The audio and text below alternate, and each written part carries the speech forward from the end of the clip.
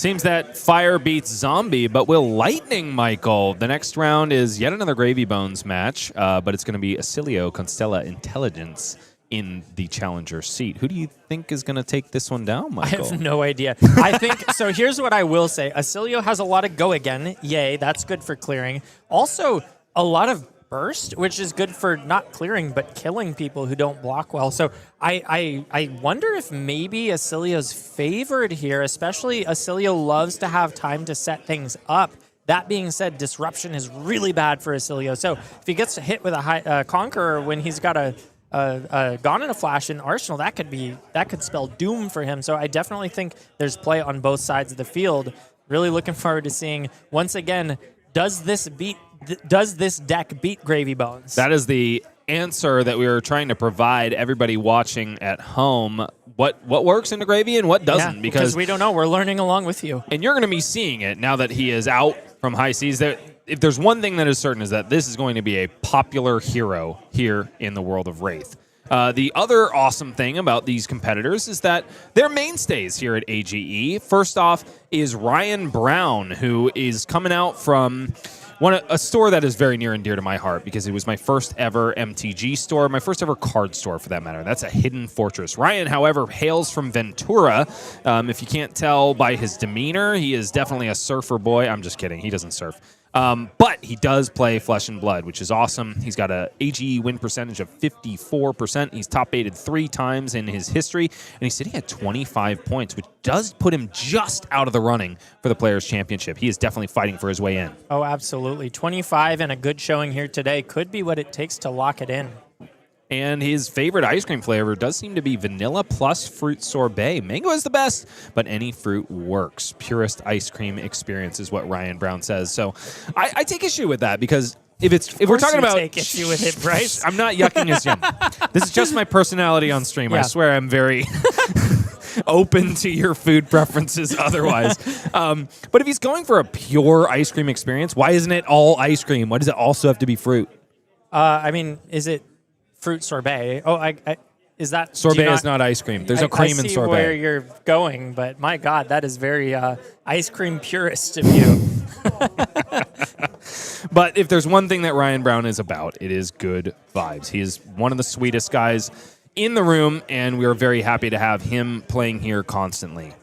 His competitor, however, is Zachary Wallach, the reigning Players Champion, but that was back when Enigma Ledger of Ancestry was still in the format. In this case, he's moving to a different board state hero, and if there's one thing you know about Zachary Wallach is he loves playing to the board, so when Gravy Bones hit the high seas, he said, I'm playing nothing else until I crack this guy. Well, Zachary Wallach's a blinged out player, and every deck he's played from Dromai on, I don't know what he was on before that, but he loves his bling. I even was just talking to him before the event started today about how he had Marvel Dragons in the deck and an extra playset of them outside so that he didn't have to flip the card. So 6 of each dragon in Marvel form is Zachary Wallach, the bling master. And you know he's brought his bling today on Gravy Bones. We are definitely going to see it on stream.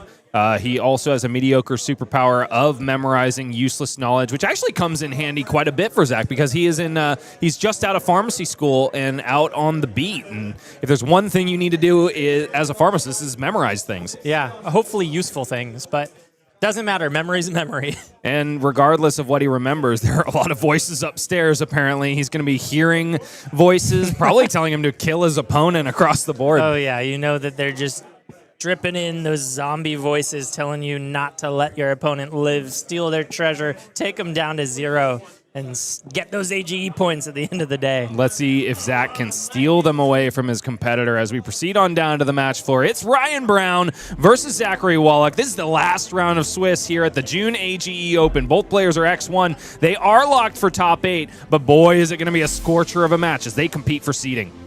Yeah, I love Oscilio so much, so I'm glad to see this matchup here on camera. Looking forward to see how he pairs into what's shaping up to be the villain of the format, Gravy Bones, both thematically and literally as everybody's playing them. Wait, he's a villain? Yeah. Are you friends with any zombies in real life? No, but I'm not going to misjudge them, you know? I don't judge a book by its cover. Just because he's dead doesn't mean he's bad. I would judge a zombie. If I met a zombie in real life, I think I would think ill of him without even speaking to him, which is a horrible thing to say. I know, but they're zombies. Okay, fair. Maybe you've been watching too much TV. I think Don't I believe might. everything you see in Night of the Living Dead. Well said. Looks like 2 AB presented for Zachary Wallach here. Both players are presenting this, that, and the other before we get this match underway. No unusual suspects on the side of Ryan Brown. It is a Fiendel Spring Tunic in the chest slot. That is probably the only contested piece in the Oscilio deck. Zachary, however, with 2 Null Rune, giving a pretty healthy amount of respect to Oscilio. And speaking of bling, Zachary's got himself the 2 of the 4 Amsterdam Null Rune pieces before our very eyes. Yeah, I was trying to figure out what those boots were. Just a regular Null Rune. I've never seen that art, and it is beautiful. Mm-hmm. It's hard to tell who is on the play here. I tend to think, however, that it's Ryan Brown. Yes, it's gone in a flash. One of those cards that Oscilio is constantly fishing for throughout the game, and he's found it on this turn 1, which probably means he's got an instant in the hand to bounce it back and plunk it right in the arsenal. Yeah, that makes sense, but that is very telegraphed, telling Zachary Wallach, hey, if you've got a Conqueror, you've got a target. And Zach popping that free gold that he gets from the Crown of Dominion immediately because he was ally flooded, but drawing into another ally means that he's already seen 3 of what I assume is about 18 in the main board. Yeah, putting 5 in front of the 4, hoping that Ryan Brown doesn't keep pushing damage, but we will see what he chooses to do. Bouncing it back with the blink means he's got the extra action point to go and some arcane to finish things off. And this is probably a good thing for Zach because he can convert the majority of this hand. Etchings of Arcana, however, is going to be coming in for 5. Zach only has access to AB2, so one of these allies is going to go to the bottom of the deck in order to shore up 2 of this 5. 3 damage leaking in right away means that Oscilio is not starting with that much of a life deficit. 36 plays 37 as we pass over to Zach for his first turn of the game. Yeah, I still feel like that was best case scenario. Zach missing block on the rest of his cards in hand, but still being able to convert one was about as efficient as it can get now that he's drawn back up and 4 cards to work with and a life equal at 37 to 36. Yeah, if Ryan had another instant in hand there, Zach wouldn't have been able to block any of it, and Ryan could have kept it for Arsenal later. But that's the way the cards fell, and still 3 damage leaked over the top is pretty darn good for our Constella intelligence. Saltwater Swell in treasure pack form comes out onto the combat chain. Zach probably has taken a look with that compass, so I think he knows that this is going to hit. Yes, indeed. Up to 5 resources floating, thanks to the text on Saltwater Swell. And with the Chum in Graveyard, he's definitely got a place to use those resources. Ryan Brown taking the 1. 2 cards still in the hand. It's Chart the High Seas and Anka Drag Under. Does he dare to resolve Chart the High Seas when he has seen nothing on top of the deck? Seems a little bit risky, but it could just be graveyard fill. I would think he would be happy with 2 allies, actually, if it hits here. So, and digging in is... Oh, and it's a big hit right here. Yeah. It's not only an ally in a blue, it's back alley break line, which when it goes to any zone from the deck will gain an action point. I didn't realize that was an interaction here, too. I thought it was just Call to the Grave. This is a huge hit. That is exactly why that card is making it into Gravy Bones decks, because Chart the High Seas, Saltwater Swell all generate action points from pitching that card.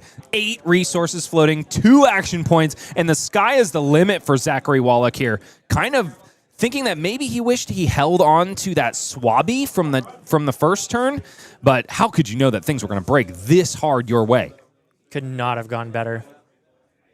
So Chum resolved here, and then Anka as well, consuming one of those 2 action points. Chum did not consume an action point because it had go again, thanks to the Compass of Sunken Depths. And Zach just says, I want to go 3 allies wide right here. I don't think you're going to be able to deal with them, so I'm just going to establish this board and play to it for the rest of this game. That's terrifying, especially in Marvel form. So Ryan, the onus is on him. Do I deal with the board, or do I go at Gravy's face and just try to close this out as soon as humanly possible? Does have good cards to work with. The Channel Lightning Valley paired with the Flittering Charge is a nice combination. Especially when you are sitting on a Gone in a Flash in the arsenal, ready to be deployed. Flittering Charge, 4 here at Zachary Wallach. It's important to mention here that Zachary did deviate from his board state I guess, inclination to play Oscilio Constella Intelligence for a while. He is no stranger to what this deck is capable of. Didn't realize that Zach was also a wizard player. No block, says Zach. The punish reveals itself in the form of Channel Lightning Valley. Does Zach have an answer? It doesn't look like it in the hand. And Zach utilizes Anka, drag under to discard a card from Watery Grave and prevent Ryan from drawing a card right there. It is indeed an action phase. Anka showing his prowess. That's so good. Did he just draw a card anyway? Wait, no, he just touched the top of his they deck. draw the card and then they discard the card. My mistake. Okay. So it's not preventing the draw. It is allowing the draw but forcing a discard on top of it. So that is probably what Ryan Brown is thinking about right now. What an insane start for this Gravy Bones. How are you feeling about the edge now after seeing that interaction? I mean, if you're going to draw like that, I don't know that anyone can beat you. That is such a crazy board state to build up early on without using any resources either. It was just a natural hand that could do this. And Zach just so good at hitting the nuts when he needs to. I heard the game before this was against Paul Solinsky, and a very similar start happened. 3 allies produced. Zach is so mean to Rangers. I cannot tell you. He's been my round 3 gem buddy at pretty much every tournament I play with him at. And usually I'm on a Ranger. Usually he's on an Illusionist. And that's pretty much how it goes. Yeah, and we can see here the Gone in the Flash now clearing out that Anka. Do not want to see that anymore. Sigil of Conductivity established here to bounce that Gone in a Flash. No action points, however, remain for Oscilio. Just pitching to the staff there, the Volzar, to clear the hand of that unused instant, but really, really inefficient turn. And also, of course, to put the flow counter on the Channel Lightning Valley. And now that Anka is gone, Ryan doesn't have to worry about that debilitating discard effect. But Zach has a give no quarter in the hand. Looks like he's going to resolve it straight away. And knowing Zach, why not just top deck another Anka? Mm-hmm. So give no quarter, going to discount the next 2 ally cards with Watery Grave, played this turn by 3 resources.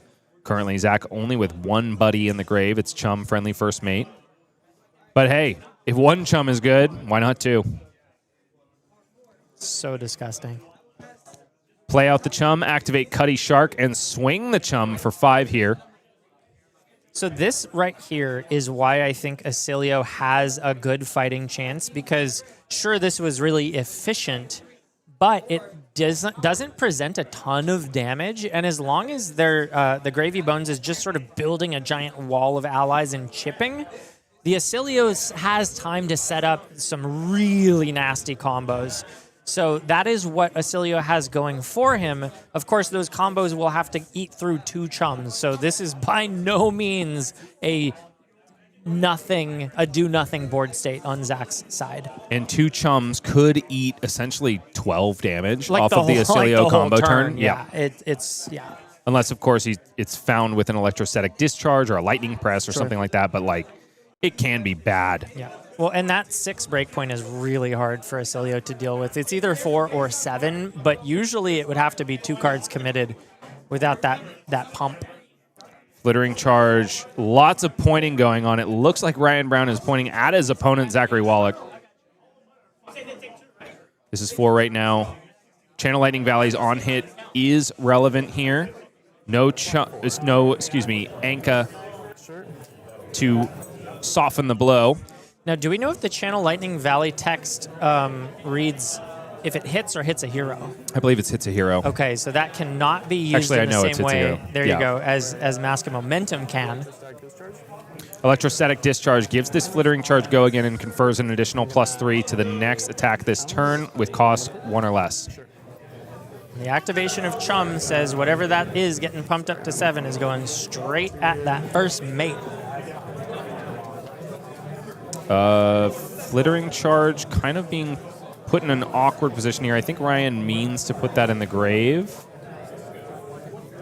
If the combat chain hasn't closed, I think it's sort of fine. It is confusing, but it is the chain link that is being played on, so I understand the logic. Okay. It will affect the next attack, of course. Bottom line, folks, we don't have an active attack on the combat chain. Now we do, and it's a Blast to Oblivion, which, wow, finding the exact Exact's way to do it is Ryan Brown here. Blast to Oblivion, pumped up by that electrostatic discharge, equals 6, which means that Chum goes the way of the birds. And another Channel Lightning Valley bounces that Sigil of Conductivity and gives an embodiment of lightning. However, does not give Ryan his action point back right now. Yeah, it looks like his turn will have to end on the spot, but doing his due diligence, clearing out one of the 2 chums on the board, means at least he can start to think about getting rid of the next one and then going face. But there's a lot of work cut out for Ryan before he can really punish Zach and send all of that damage and all of that arcane his way. And because he no longer has a sigil on board, an aura permanent with sigil in its name, he is allowed to pitch a lightning card to Volzar and keep that second Channel Lightning Valley around. Yeah, just a bit of a mistake. That should read 1 on the Channel Lightning Valley. Maybe Ryan they'll catch thinking, it. this is my second Channel Lightning Valley, Yeah, right. so I'll just put a 2 right there. Sure. Restless Bones is the first attack for Zachary Wallach, discarding a Whaler Humperdinck and giving this card go again. It'll also mean that a blue card enters the graveyard. And Zach has a perfect lineup here of establish Limpet and then probably activate Cutty Shark, swing Chum. Yeah, no, he's got a lot to work with here. This board is feeling pretty insurmountable here. Take 4. Ryan doing the wizard thing of no blocks makes a lot of sense. Into the graveyard goes that blue card, which means that all of these watery grave cards are at the access of Zachary Wallach. Take 2. I'm sorry, this is absolutely the better line. That one resource is better served to go again on Limpet Hopalong into Chum, not Cutty Shark. What am I thinking? The +1 value, Zach showing why he's the pilot of Gravy Bones. Zach is the board state bean counter, that is for sure. He knows exactly how to use these resources most efficiently. And Ryan, yes, saying no blocks. 33 plays 20 in the favor of the Shipwrecked Looter.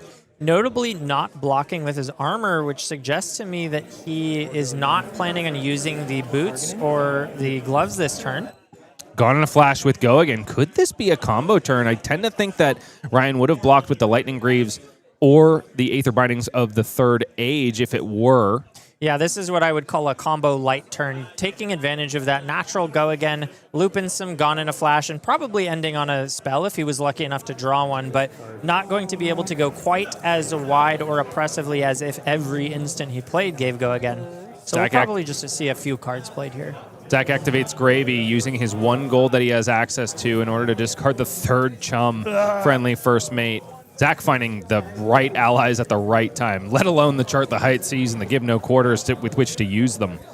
Yeah, does he have another one in hand, or was that you're referring to the previous turn? The Chum? The Give No Quarter and Chart the High. No, I'm referring to a previous turn. In the hand now is a back alley break line and a Vast-G and 2 allies, Swabby and Sawbones.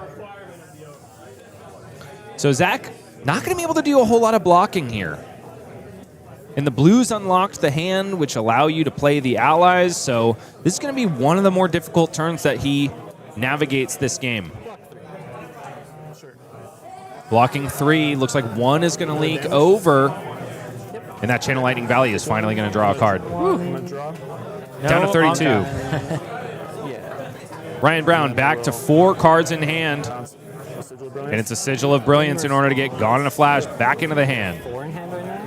Yeah, that's a great card and a very, very needed one for Oscilio. If you are not able to draw that Sigil of Brilliance during the game, you can fall way behind. So Ryan Brown finding one of his power cards right here when he needs it most. And Zach says, I'm sorry, how many cards do you have left in hand?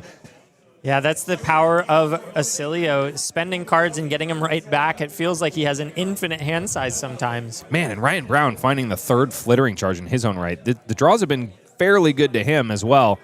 It just happens to be that he has a 12 life deficit and a massive board state to contend with. Yeah, this is the turn where if he can really get Zach lower then maybe he can present lethal with the follow-up combo if he's able to piece it together the following turn. But that is absolutely the instant you want to pair with Flittering Charge. Getting it back into his hand, the idea of being action point light, no longer really an issue as that card just keeps giving itself go again whenever an instant is played. It's exactly what Ryan wants to be doing. However, Zach is able to activate Chum-friendly First Mate and discard one of those non-blocking allies in his hand, effectively saving 6, potentially even more life on this turn. And he's feeling good about it because that Flittering Charge has gone back into hand thanks to the Electromagnetic Somersault. Are we looking at 2 Sawbones in the graveyard now? We are. It's hard to tell because they're all pretty in Marvel, huh? Yeah, I'm not used to seeing those. Actually, one non-Marvel, yikes. Ryan's sequencing this absolutely perfectly. It's a lightning press to kill the Chum-friendly First Mate as efficiently as possible. This is what Ryan Brown needed. Maybe evening where it was Zachary just absolutely in the driver's seat. This turn right here, clearing all the Chums out and still presenting meaningful damage is a huge deal. But that Volzar at 6, he just has not found himself an arcane spell to capitalize on it. He has, however, found the second copy of Electromagnetic Somersault, which is going to pocket the Gone in a Flash back into the arsenal, ready to go for the actual combo turn. 20 plays 26 in the favor of Gravy Bones on the side of Zachary Wallach. And now what I'm looking for is the question, did Ryan Brown happen to find any Blast to Oblivions? Because that's what you want to do with Oscilio, is pair your Blast with a Gone in a Flash and a Sigil of Brilliance on board. If you can do that, you can present Kano levels of damage. Boy, howdy. Pitch the Swabby, play a Saltwater Swell, find a blue on top. 4 resources floating for Zachary Wallach when a blue is about to go into the graveyard. I don't see the Blast in Ryan's hand, so he may need to wait another turn for combo.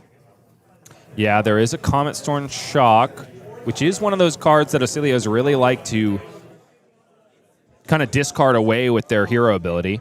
Yeah, Ryan's actually going to have 2 more looks to find that Blast, and I know that's the card he wants to see. He has the draw from the Sigil of Brilliance and 1 more Oscilio activation on his turn, and I have to be thinking he wants to block with the armor and get some kind of meaningful combo going as soon as he can. I'm sorry, folks. I think I missed it. He already activated Oscilio to discard a Comet Storm Shock, potentially drew into yet another one. And yeah, here we go. It's Flash of Brilliance. Ryan Brown going to discard a lightning card in order to get that Sigil of Brilliance back into the hand and draw another card. What is it? It's a Mind Warp. Okay, that is an arcane spell. So that, he already had the glyph overlay, but the Mind Warp is a more efficient, and then there's the 3rd Chum. What do you think about electing to discard the Fry and not the Comet Storm Shock? I think I would have preferred the Comet Storm Shock since he already has the resource, he already had the arcane spell. But I would also say that Ryan Brown is just definitively a better Oscilio player than me. So I'm sure he had a good reason for that. Right now, a man with a good reason is Chum-friendly First Mate. Zachary Wallach making all of his boys do the dirty work for him. Not a ton of damage being presented. Another 4. We're just chipping right now. So Ryan continues to have many turns to work with to set the combo up. And the Lightning Greaves have come out to block Chum. Could it mean that we see an activation here? I tend to think not, based on the context of the hand. There are 2 Sigil of Brilliances there. The fact that he blocked makes me think he isn't trying to, but rather he wants to set up a combo hand. And here we see the Oscilio activation on the Comet Storm Shock. So the reason he discarded that Fry is so that he could then get another look. And this time, he found another Sigil of Brilliance. This is not the hand that he wants, although it could be the hand that could set something meaningful up. The problem is he's already used his headpiece, so he can no longer play all of them out and then get one back. This is not great. So here, let's think about this. We could go, never mind. It's all thrown out the window here. I was thinking it could be just play 3 Sigils of Brilliance, activate Volzar, send Mind Warp, and then do combo turn next turn. Yeah, I think I like that a lot. This line here is sort of the unbricking version. It's playing to what you have instead of what you could get, and I like that, although in his position here, I wonder if he needed to save the boots for something more meaningful. But this is definitely going to be meaningful. This is not nothing. 3 Sigils of Brilliance with a Mind Warp and the Gone in a Flash is a very strong turn, but it's not lethal. The thing I am not loving about this turn is exactly what's playing out here. Zach was able to activate Chum-friendly First Mate by discarding an ally, and now 2 of these Gone in a Flashes on the combo turn are going straight into Chum, which means that Zach has effectively just saved 8 life. Really, really powerful there. And this is, exactly like you said. I would have liked to see the Chum get cleared and then use the boots, but I don't think that was really an option here. And I think Ryan Brown is playing this correctly. But it's sad to see that he no longer has the boots available with Zach sitting at 22 life. He does still have the Gone in a Flash in the hand, but it's a Mind Warp for a big bad 8. Zach is only able to block 2 of it, takes 6 down to 16. And Ryan, even though 8 damage has gone basically to nothing, Zach is still eclipsed by Ryan Brown's life total. 20 plays 16, and Zach has to shuffle the only 2 cards left in hand back in the deck and draw 1. So the really important thing here, too, on Ryan Brown's side is that he's going to have, if he declares no blocks, a 5, 6, 7, 8 card hand to start next turn with, which is really good. The only problem is that sometimes that is still a brick in Oscilio. Without the boots, sometimes that 8 card hand, I've had 6 card 5s in Oscilio. And it's just, sometimes you have it, sometimes you don't, but this is definitely the time to block with those Aether Bindings of the Third Age, getting the 3 value as long as he's got the Arcane spell to pair it with, as he's going to be seeing 3 sigils go to the graveyard at the very start of his turn. He does have one. He's also got an Eclectic Magnetism and a Fry. So that's a huge deal. It's going to be a good hand right here, Michael. Yeah, that's good. I mean, for Ryan. Maybe not for Zachary. This is a really scary turn if you are a fan of the Gravy Bones right now. This is not what you want to be staring down the barrel of. Okay, at the start of Ryan Brown's turn, 3 Sigils of Brilliance will pop, but not before he activates the Aether Bindings of the Third Age. 3 cards drawn here as those sigils leave. Yes, we have the spell at the ready. It's a 0 cost too. It's Etchings of Arcana. The last Channel Lightning Valley as well, and a little bit of go again with which to work. And no Chum this time. No Chum. This is very likely the last turn of the game. We will have to see how Ryan Brown plays this, but if Zachary Wallach can stop this onslaught of 8 cards, I would be amazed. Beowulf says Zachary Wallach is about to see the sun, and I tend to agree. Ryan Brown might be burning bright on this turn, Michael. Yeah, and this is what we like to see from Oscilio, these 8-card mega hands. Chat is rising up in favor of the Oscilio right here. RIP, right and left. Let's see if it's going to be true, though. It's Fry, 3 go again right here. And if Zach doesn't respect it, which he will, a Channel Lightning Valley is going to come down and draw Ryan Brown yet another card. In this case, however, not going to quite get there. Yeah, just save it for next attack.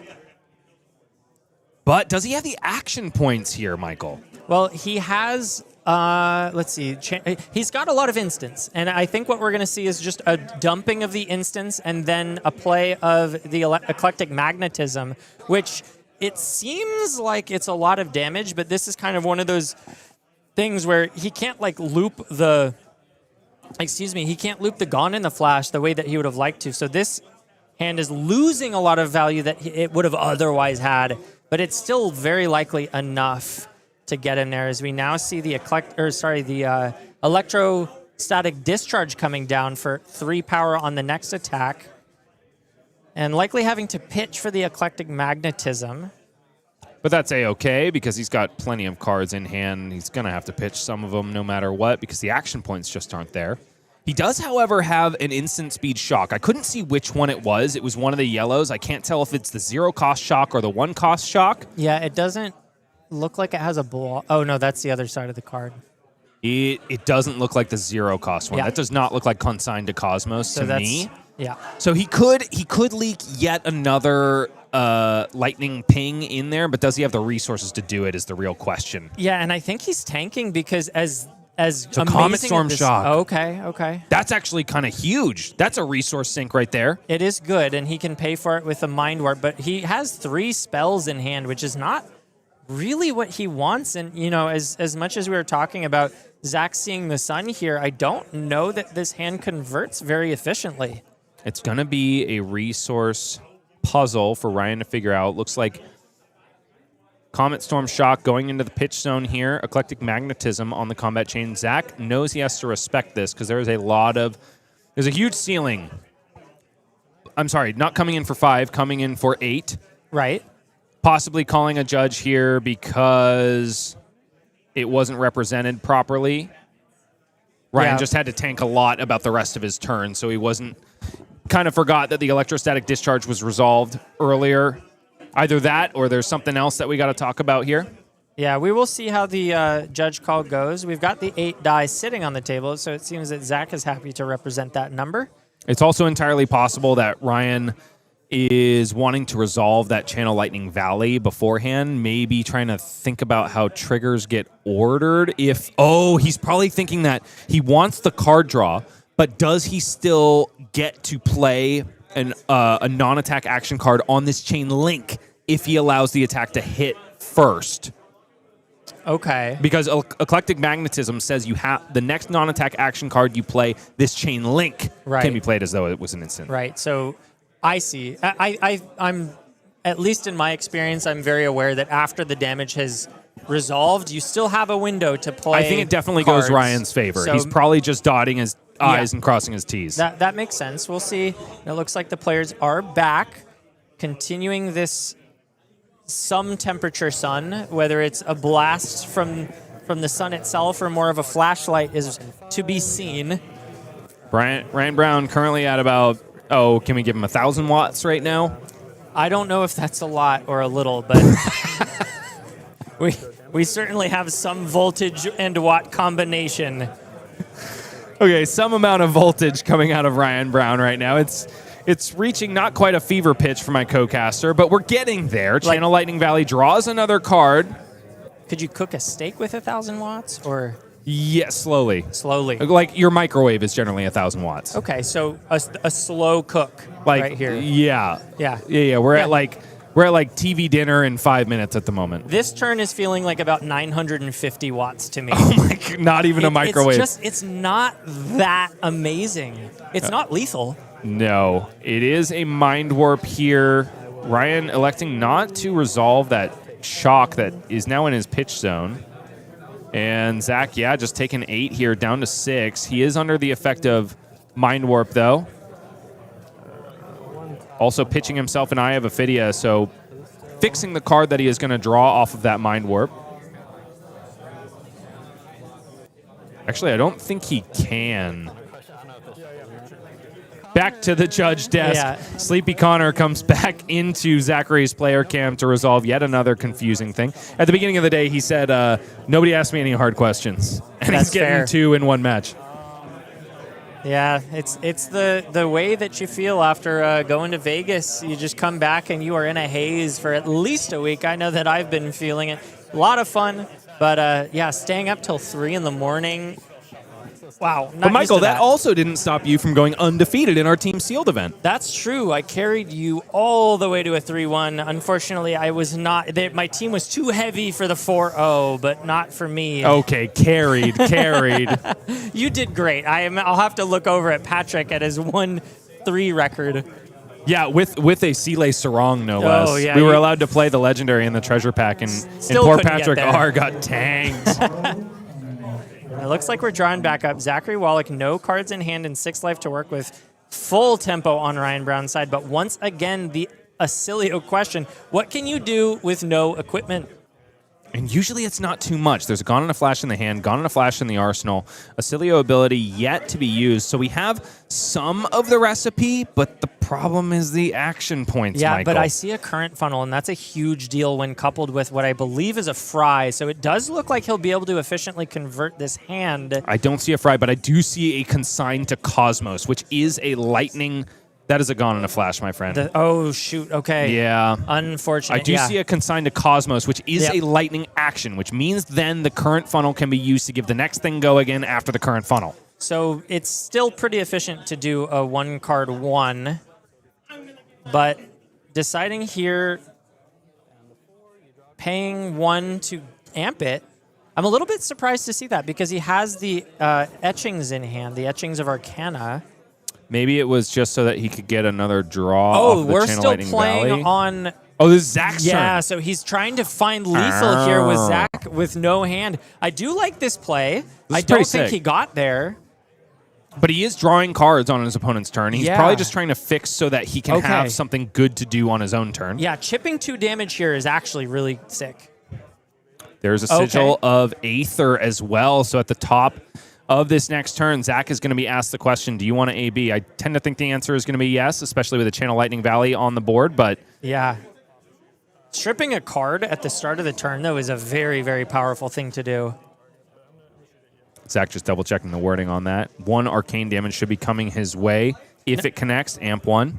Did we miss life? Is Zach at 2 right now? No, he was at 6 before he took the 2 arcane damage. Thank you.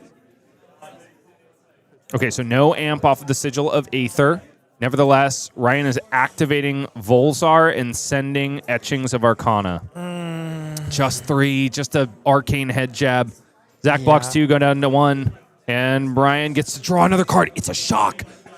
It's a 0-cost shock. He's going to be able to hold on to it for the next turn, potentially dump a ton of lightning instants and kill Zach on his turn. I think the most he can hope for is like 5 damage from it if he gets a bunch of instants, which he didn't. He got one instant. Is good. 1 is good. So Zach cannot go down to no resources at any point this turn or he could die. Okay, right now, Zach resolves in a Vast Yi, which is exactly what he needs right now. Next ally attack is going to get go again, and Sawbones is resolved here. Zach asking about all these priority windows. Probably knows that a 0-cost shock could spell doom, but no, he has gone down to 0 resources. Does Ryan Brown smell blood? There's 2 Sawbones, however, resolved at this point. Only 1 has actually become an ally, so Zach can only prevent 1 arcane damage if Ryan Brown decides to throw the hand on his turn. I think he's 1 short because it was a Sawbones specifically. Because it's 2 from the 1, and then he can play 1 other instant. That is a source of arcane, though. Actually, he might have it. He might have it. Ryan Brown, if he can deal 4 arcane damage to Zachary Wallach, he will clinch this last round of the AGE June Swiss. We'll see what he wants to do. We've got 2 instants in hand, so that's 2 triggers on Volzar. And then, yeah, that is 4 arcane damage. Here we go. Shock, costing 1. Gaining 1 amp on the Volzar. Pitching a card from hand. Zach says, take the 1, down to 2. Ryan Brown then says 0-cost shock, amp up that Volzar again, and probably activate it in response, which means that 3 arcane damage comes through. Zach has no cards in hand, and that's it. Exact lethal for Ryan Brown on Oscilio Constella Intelligence. Man, I gotta say, I love this new card so much, not just because it's powerful and it helps one of my favorite heroes in the entire game, but because it is an instant and it fits with that wizard identity. One of the things I always kind of felt was a little bit lacking was that Oscilio sort of felt like this like Aurora Light type of thing. Like you weren't really killing your opponent on their turn, which is what wizards love to do. But seeing that happen here right now, I am so happy. That was great. Congratulations to Ryan Brown for finding that lethal and closing it out, and by doing it on his opponent's turn like a real wizard should. Michael, I remember when you were telling me about the Oscilio deck in the early days of the Rosetta meta and telling me how powerful that 1-cost shock was with Vaporize. And just because it was an instant speed source of arcane damage and a lightning card. And you said, man, if they ever let me have a 0-cost shock, I am going to be cooking. And here we go. Ryan Brown shows that that is exactly the sauce that Oscilio needed. And they even let us block with it. Thank you, LSS. Praise be to LSS Yes. and the lightning gods above. It does seem like Gravy Bones are falling right and left. We've only seen 1 win on stream today, despite the fact that we've had 4 on camera. And it seems like the aggressively slanted heroes are the ones that are able to punish this. And I think that a lot of the playtesting and the people that were sort of talking about how powerful Gravy Bones really is in this meta, we're taking that into account. We're testing into aggro decks and basically saying, like, this deck only has legs if it can beat aggro. But here we see see that even though that is the assumption that they've got this game plan and ability to beat aggro decks, it didn't really pan out here or in the game before. And it's the value of identifying how powerful these product releases are going to be, not necessarily in terms of just raw numbers or value or anything like that, but also popularity. I mean, Gravy Bones, whether or not he becomes the mainstay in the meta, there's going to be representation. He's just too cool not to play. Yeah, I agree. We'll be right back with an interview with Ryan Brown, the man that could shock Zachary Wallach out of the sky. Turns out that he didn't really need a full-on solar flare. He just needed a 1,000-watt microwave and then a toaster. He was throwing D batteries at him, just like clunking him on the head. Whatever it took, he got there, and we will be back with Ryan Brown after this. Amps and kilowatts and other lightning words. Oh my, it's Ryan Brown who's in the booth with us after zapping the heck out of Zachary Wallach on Gravy Bones. How you feeling, Ryan? I'm feeling great. We're having a great time today. Brought a different deck, and it's been treating me well. You know, it's funny. I think this was the first deck you brought to AGE this year, and you got toasted. I think I was last place in the tournament after some people dropped. So, heck yeah, baby. Mm-hmm. For last to first, is that what we're saying? Well, I hope so. Yeah, I love it. I'm in. Dude, so Michael obviously is a massive Oscilio fan. So we were talking a lot about the advent of this zero-cost shock and how it shapes the deck. And you put on a masterclass of exactly how it changes the math for Oscilio. I mean, you killed Zachary Wallach on his turn. It wasn't a Kano burst of fire. It was just kind of like trickling in lightning bolts here and there, but it was exactly enough to get it done. How much has that card changed this deck? Oh, man. I mean, when I was playing it at the beginning of the year, love the deck. It's great. I already, had the Marvel. I had to commit. So it felt like you just needed that one more piece to make it feel like, you can lose to the deck, but it just needed to feel a little more consistent. And this is it. It does everything. It's more than we could have asked for as Oscilio players. And I've been loving it. I think it's what we needed. It's been a long time since I've been in the casting booth and I've had the whole wait, whose turn is it? And you managed to make that happen with that zero-cost shock the turn before the kill turn, which was nice. It was good to be kept on my toes. I'm sure it kind of unlocked a little bit of what keeps you drawn to Wizard in general in this game as well. Absolutely, yeah. Shock. I think it's going to keep me with Oscilio for longer than it would otherwise. So I think that's exactly right. And it's the Gravy matchup especially. I mean, it's so, I've been playing on Talishar. I've been queuing into just gravy after gravy, and that's why I decided to bring it today, because it just feels like it's so good in that matchup. You can shock their Rigor Mortis, you can, amp and kill something bigger, and you just keep the tempo and keep them off big hands, and it's been feeling really good in that matchup. So, nevertheless, we were rather worried for you. I mean, Zach established 3 allies in one turn very early on in that game. Were you sweating at all? I was sweating. He was playing the chums really well, and that took a lot of damage out of the deck. But I just knew I just need to keep going face, keep him off the hands. He doesn't block great. And we got there. So there was a couple turns I was hoping he didn't have the D-Rack, and he didn't block as well as I thought he could have, so it was perfect. So even though you didn't have the quintessential Oscilio pop-off turn, I mean, you kind of got close with that 3 sigil hand and the Gone in a Flash in the arsenal, but Chum ate 8 of the damage on that turn, which is exactly what we were worried about for the majority of that game, especially because Zach got to play every single Chum in his deck. But nevertheless, you found the damage after expending all of those extremely useful equipment pieces, which is usually the question you have to ask. Sure, you can burn bright for a turn, but what do we do after that? Yep, I was looking at an 8-card hand. I'm like, okay, there has to be some way to use my bindings this turn, and there was. So we got there, but it was sweating without the embodiment of lightning. I'll tell you that. So yeah, because action points just seem to be the resource that Oscilio can't generate. Yeah, unless you're on that fabled Lightning Greaves turn. That's right. Yeah, the embodiments are so important. If you're playing Oscilio and you're feeling like it's not working for you, you don't know what you're supposed to do. It's just you got to value the action, the embodiment super high. So Ryan, you up until this point have pretty much been a Kano one trick, and I'm really interested to hear what exactly about Oscilio was the thing that could kind of siphon you away from your one true love, Kano, Dracai of Aether. I think I'm just having more fun. I don't know if it's a better choice for the day, but Kano recently has just been feeling a little casino-y, and I've been having some tough losses. I know another AGE of hit an eye off the top, played a Pro Quest the next weekend and hit another eye. It's been feeling rough. So I'm excited to play some games, feel a little more interactive, and we're playing more flesh and blood, I think. Do you feel like you have more agency with Oscilio? Oh, absolutely. I mean, I feel like you have the cycles. You're gonna win or lose the game for the most part.